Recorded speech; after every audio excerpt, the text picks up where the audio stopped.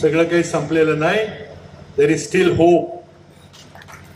आशा आहे आपण ही लढाई जिंकू शकू. उद्या काय काय घडेल मला माहित नाही. जगात बरंच काही चाललेलं आहे. मध्यंतरी मी एक छोटासा ट्विट केला, खूप गाजला. मी म्हटलं की कदाचित महिनाभरात मराठी माणूस भारताचा पंतप्रधान होईल. करारला बोललो मी. अनेकांचे फोन आले, विचारले याचा अर्थ काय, कसं काय. कोण म्हटलं की तुम्ही होणार का. कारण कोणाला माझी पार्श्वभूमी माहित नव्हती. आता मराठी माणूस पंतप्रधान व्हायचा झालं तर आत्ता बसला माणूस त्याला बाजूला गेलं पाहिजे. म्हणून आधी मी अधोरेखित केलं की नाव न घेता बहुतेक बदल घडण्याची शक्यता मला दिसते. आणि जर बदल घडला तर काँग्रेसचा काही पंतप्रधान होणार नाही, कारण आमच्याकडे बहुमत नाही. तर मग होणार हीच लोक, पण त्यांचा मग कोणतरी दुसरा माणूस होईल, कदाचित मराठी माणूस होईल असा माझा संदर्भ होता.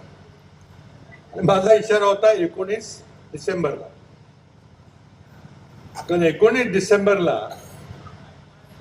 अमेरिकेत संसदेने कायदा केलेला आहे.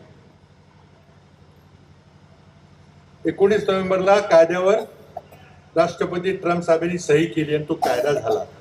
आणि कायद्यामध्ये असं म्हटलेलं आहे की अमेरिकेत एप्स्टीन नावाचा एक माणूस होता, इस्रायलचा गुप्तहेर होता. त्यानं जो धुमाकूळ घातलेला आहे अमेरिकेमध्ये, त्याचा पर्दाफाश होणार आहे. तो आपल्या विविध प्रासादामध्ये, मोठ्या मोठ्या हिमल्यामध्ये, बंगल्यामध्ये सगळे कॅमेरे ठेवून, व्हिडिओ करून सगळ्या बड्या मोठ्या लोकांची छायाचित्रण केलेली आहेत. ती सगळी छायाचित्रणं, ते सगळे फोटोग्राफ अमेरिकन संसद कायदा करून एका महिन्याच्या आत म्हणजे 19 डिसेंबरला जाहीर करणार आहेत. यात कोणाकोणाची नाव आहेत,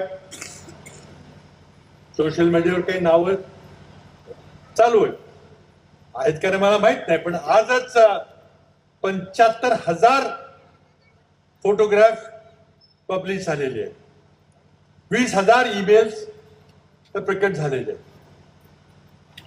आणि त्यामध्ये अमेरिकन संसदेने सांगितले की हा डाउनलोडेबल डेटा पाहिजे, हा सर्च करता आला पाहिजे. म्हटलेलं नाही.